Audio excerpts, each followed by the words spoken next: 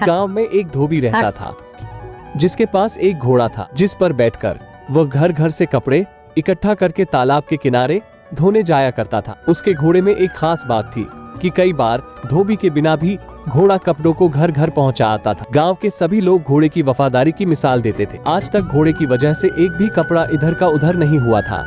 उसके घोड़े की चर्चा दूर दूर तक थी। एक दिन गांव में राजा की बेटी आती है जिसका विवाह जल्द ही होने वाला था, इसलिए धोबी को राजमहल बुलवाया जाता है और उसे महल के सारे कपड़े धोने का काम मिलता है। धोबी बहुत खुश होता है। चलो आज राजमहल के कपड़े धोऊंगा तो कुछ पैसे ज्यादा ही मिलेंगे। धोबी अपने घोड़े के साथ महल में पहुंचता है और बड़ी सी पोटली बनाकर अपने घोड़े के ऊपर बांध देता है और हमेशा की तरह घोड़ा अकेले ही तालाब की ओर निकल जाता है।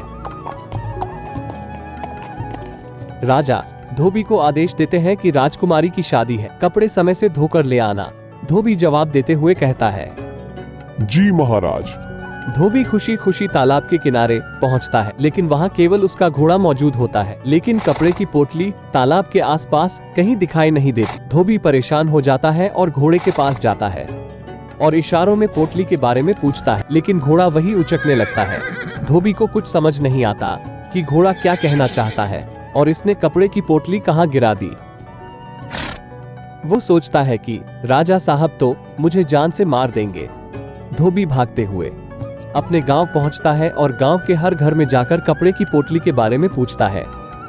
अरे भैया श्याम लाल, क्या आप कोई कपड़े पाए हैं क्या? अरे नहीं मुरारी धोबी, हम भला दूसरे के कपड़े क्यों रखें? उसे पूरा यकीन था कि घोड़े ने गलती से वो पोटली किसी के घर में दे दी होगी, लेकिन सारा गांव छानने के बाद भी कपड़ों की पोटली का कहीं पता नहीं चलता। धोबी सोचता है राजा को जाके सब सच बताना होगा, क्योंकि जितनी देर होगी राजा साहब उतना ही नाराज होंगे अगर यह बात पता चलेगी कि उनके कपड़ों की पोटली मुझसे खो गई है। धोबी अपने घोड़े पर बैठकर राजमहल पहुंचता है और दरबार में जाकर राजा के सामने सारी बात कह देता है। राजा क्रोध से आग बबूला हो जाते हैं और वे आदेश देते हैं धोबी को गिरफ्तार कर लिया जाए और जब तक कपड़े की पोटली का पता नहीं चलता तब तक इसे कारागार में ही बंद रहने दिया जाए। धोबी राजा की बात सुनते ही जमीन पर लेट जाता है और हाथ जोड़कर राजा के सामने विनती करने लगता है, राजा साहब मुझे माफ कर दीजिए, मैं कहीं से भी आपके कपड़ों की पोटली ढूंढ के लाऊंगा।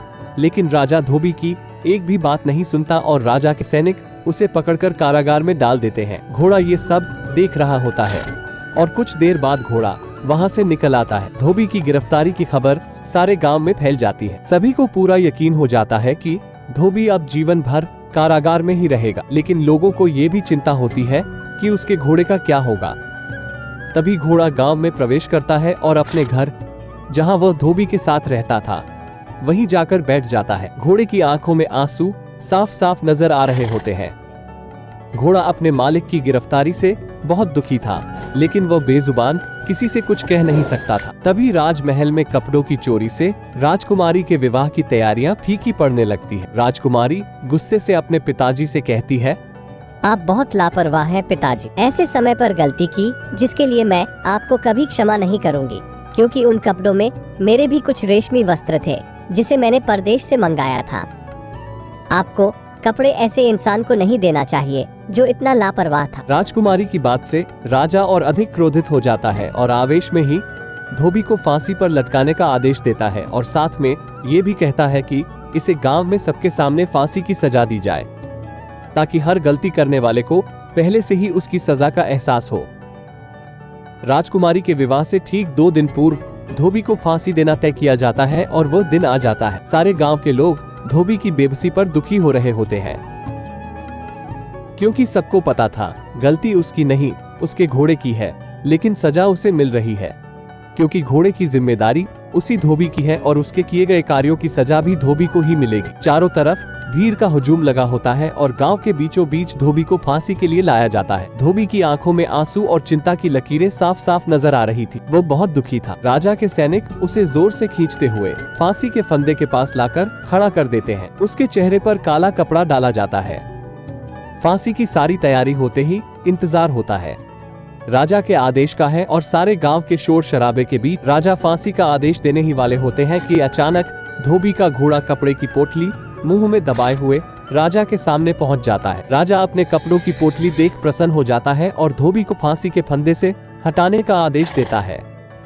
लेकिन सभी के मन में ये सवाल उठ रहा होता है कि आखिर कपड़े कैसे मिले। तभी पीछे राजा के सैनिक भागते हुए आ रहे होते हैं और वह आते ही जल्दबाजी में बताते हैं कि हमारे राजमहल के द्वारपाल ने कपड़ों की पोटली की चोरी की थी। जब धोबी महल में कपड़े लेने आया था और उसके घोड़े पर कपड़े रखकर बाहर भेजे गए थे, तभी राजमहल के द्वार पर ही द्वारपाल ने कपड़े की पोटली गिरा दी थी और छुपाकर वही रखे हुए थे। जैसे ही राजा को सच्चाई का पता चला तो राजा को अपनी गलती पर बहुत पछतावा हुआ। उसने तुरंत धोबी को ससम्मान राज्य का ईमानदार नागरिक घोषित किया और अपने कोषाध्यक्ष को आदेश दिया कि धोबी को स्वर्ण अशर्फियों के साथ कुछ आभूषण भी दिया जाए और साथ ही साथ उसके घोड़े के लिए कीमती हार दिए जाए। इस गांव के सभी लोग राजा के इस फैसले से उत्साहित हो जाते हैं और खुशी से उछलने लगते हैं। तभी धोबी अपने घोड़े को गले से लगाता है और उसके साथ अपने घर की ओर चल देता है।